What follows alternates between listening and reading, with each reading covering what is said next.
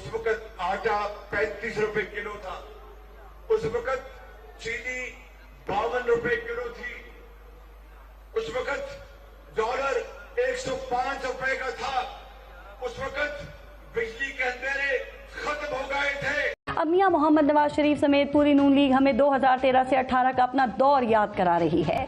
शहबाज शरीफ तो यहां तक कह रहे हैं कि शहबाज स्पीड असल में नवाज स्पीड ही है। वो हमें याद करा रहे हैं कि नवाज दौर में आटा सिर्फ 35 रुपए फी किलो था।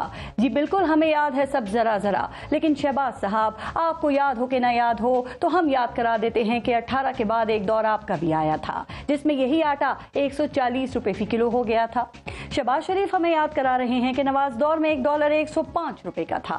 जी बिल्कुल हमें याद है सब जरा जरा, लेकिन शहबाज साहब आपको याद हो कि ना याद हो तो हम याद करा देते हैं कि इस मुल्क पर गुज़िश्ता 16 माह आप ही की हुकूमत रही है और इस